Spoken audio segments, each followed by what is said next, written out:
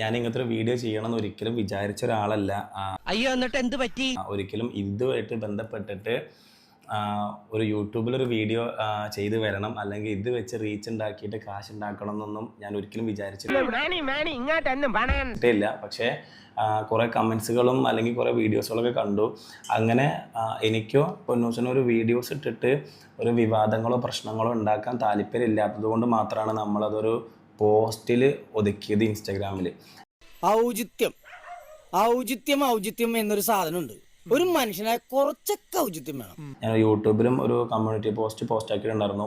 അതവിടെ നിർത്തിയത് കാരണം നമുക്കൊരു പ്രശ്നം ഉണ്ടാക്കിയിട്ടും വിവാദം ഉണ്ടാക്കിയിട്ടും മുന്നിലേക്ക് പോകാൻ താല്പര്യമില്ല. ഇതിന് മുന്നേ നമ്മളൊരു ഇഷ്യൂ ഉണ്ടായപ്പോഴും ഇതേപോലെ നമ്മൾ ഇഷ്ടപ്പെടുന്ന ഒരുപാട് ആൾക്കാർ യൂട്യൂബിൻ്റെ അടിയിൽ പൊന്നൂസ് എവിടെയെന്ന് ചോദിച്ച കമൻസുകൾക്ക് ഞാൻ അന്ന് റിപ്ലൈ ആയിട്ടാണ് അന്ന് വീഡിയോസ് ഇട്ടിട്ടുണ്ടായിരുന്നത്. പക്ഷേ അപ്പോൾ ആ സമയത്ത് അത് നിങ്ങൾ ഓരോരുത്തരാണ് അന്ന് അതൊരു പ്രാങ്ക് ആണെന്നും ഞാൻ പൊന്നൂസിനെ വീട്ടിൽ ഒളിപ്പിച്ചിട്ട് വീഡിയോ ചെയ്തതാണെന്നും ഓരോ ആൾക്കാരന്ന് പറഞ്ഞിട്ടുണ്ടായിരുന്നു. എത്രയെന്ന് കരുതിയ ആൾക്കാരെ ഇങ്ങനെ മണ്ടന്മാരാക്കുന്നത്. അന്നത്തെ എൻ്റെ ഒരു വീഡിയോൻ്റെ ബാക്ക്ഗ്രൗണ്ടിൽ പൊന്നൂസ് ഇങ്ങനെ വീട്ടിൽ നിന്ന് ഇറങ്ങിപ്പോണ ഒരു സീന് കണ്ടിട്ടുണ്ടായിരുന്നു. അതും ഞാൻ അന്ന് എൻ്റെ വീഡിയോയിൽ ഇട്ടിട്ടുണ്ടായിരുന്നു. അത് അവൾ എൻ്റെ വീട്ടിലേക്ക് ഡ്രസ്സ് എടുക്കാൻ വേണ്ടി വന്നതാണെന്നും ഞാൻ അന്ന് പറഞ്ഞിട്ടുണ്ടായിരുന്നു. പക്ഷെ അത് നിങ്ങൾ ഓരോരുത്തരാണ് അത് നെഗറ്റീവാക്കിയിട്ടും ഞാൻ ഒളിപ്പിച്ച് വെച്ചിട്ട് കണ്ടന്റ് ഉണ്ടാക്കിയതാണെന്നും നിങ്ങൾ ഓരോരുത്തരാണ് പറഞ്ഞിട്ടുണ്ടായിരുന്നത്.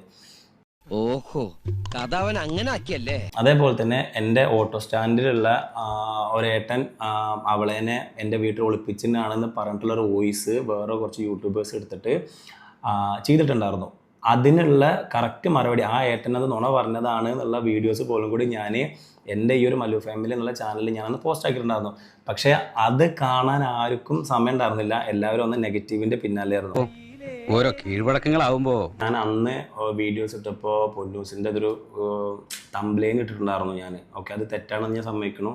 ഒരു ദുർബല നിമിഷത്തിൽ അങ്ങനെ പറ്റി, വേണേ ആരും കേൾക്കാതെ രണ്ട് പൊളിച്ച തെറി വിളിച്ചു അന്നത്തെ ഒരു ഇതിൽ.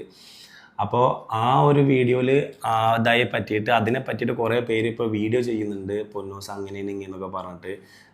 സത്യമായിട്ടും പറയാണ്, അങ്ങനെയൊന്നുമില്ല. പൊന്നൂസ് നല്ലൊരു കുട്ടിയാണ്. എന്താണ് ഉദ്ദേശിക്കുന്നത് വത്സ? ഒരു ഗീവർ കേസ് പുണ്യാളെ നിന്നെ എനിക്കറിയാട്ടോ. അപ്പം എന്തായാലും ബൈ. ഞാൻ പിന്നെയും പറയുന്നു, ഇനി ഇതിനെ പറ്റിയൊരു വീഡിയോ ഒരു പോസ്റ്റ് കാര്യങ്ങളൊന്നും ഞാൻ ഇനി ഇവിടെ നിന്നാണ് ചെയ്യില്ല. ഇതൊക്കെ വല്ലതും നടക്കൂ ജോയി?